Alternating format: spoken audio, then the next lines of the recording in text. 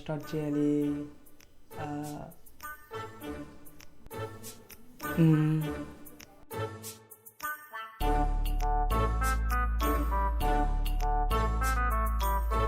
Heading బాగానే పెట్టాను, రాయడం ఎలా తెలియట్లేదే. ఏం రాయాలబ్బా?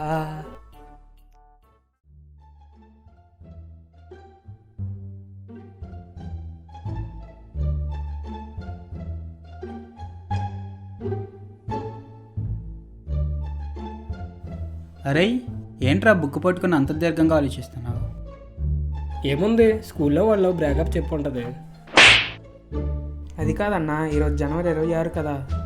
మా స్కూల్లో రిపబ్లిక్ డే గురించి అందరినీ స్పీచ్ ఇమ్మన్నారు. నాకేం చెప్పాలో తెలియట్లేదన్నా, మీకు కొంచెం తెలిస్తే చెప్పండి. ఓహో అదా నీ సమస్య. రాడా తమ్ముడు, కిందకు వచ్చా, నీ చెప్తే మొత్తం అంతా. మనకు స్వాతంత్రం ఎప్పుడు వచ్చిందో తెలుసా? ఎందుకు తెలియదే, ఆగస్టు 15 జెండా పండుగ కదేటి. ఆ రోజు స్కూల్లో జెండా ఎగరేసి బిల్లా బిస్కెట్లు కూడా ఇస్తారు కదేటి. మధ్యాహ్నం సెలవు కూడాను. రే నువ్వు కాస్త మూసుకుంటావా? సర్లేరా, నాకు కొంచెం పని ఉంది, నేను వెళ్తాను. నువ్వు చెప్పరా కార్తీక్, మనకు స్వాతంత్రం ఎప్పుడు వచ్చింది? 1947 ఆగస్టు 15. ఇప్పుడు చెప్తే రాసుకో.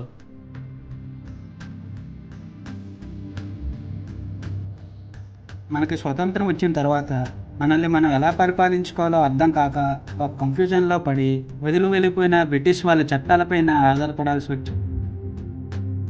అవి చాలా ఘోరమైన చట్టాలు. అలా ఉండకూడదని అన్ని దేశాలలాగే మనకంటూ ఒక రాజ్యాంగం ఉండాలని నిర్ణయించుకున్నారు. దానికోసం 1947 ఆగస్టు 29న బాబు రాజేంద్ర ప్రసాద్ గారి నేపథ్యంలో కొంతమంది ఒక కమిటీగా ఏర్పడ్డారు. ఆ కమిటీకి డాక్టర్ బిఆర్ అంబేద్కర్ గారిని చైర్మన్గా ఎన్నుకున్నారు. దానినే రాజ్యాంగ ముసాయిదా కమిటీ అని అంటారు. వీళ్ళంతా కలిసి కొన్ని దేశాల రాజ్యాంగాలను పరిశీలించి మనకంటూ ఎలాంటి హక్కులు ఉండాలి, ఎలాంటి చట్టాలు కావాలని పరిశోధించి సుమారుగా 2 సంవత్సరాల 11 నెలల 18 రోజుల పాటు మన భారత రాజ్యాంగాన్ని రూపొందించారు. అలా రూపొందించిన తర్వాత 1949 జనవరి 26న రాజ్యాంగ సభలో మన రాజ్యాంగాన్ని ఆమోదించడం కూడా జరిగింది.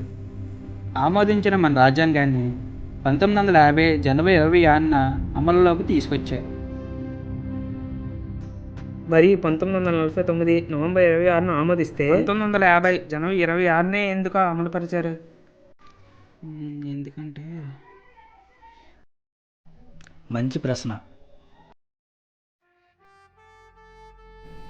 ఎందుకంటే ఆ రోజుకి ఒక ప్రత్యేకత ఉంది. మనకు స్వాతంత్రం రాకముందే 1930 జనవరి 26న భారత జాతీయ కాంగ్రెస్ పూర్ణ స్వరాజ్గా ఆ రోజునే ప్రకటించుకుంది.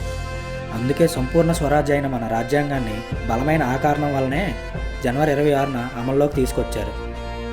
అప్పటి నుంచి ఇప్పటి వరకు ఆగస్ట్ 15 లాగే జనవరి 26ను కూడా మన జాతీయ జెండాను ఎగురవేస్తూ ఘనంగా జరుపుకుంటారు.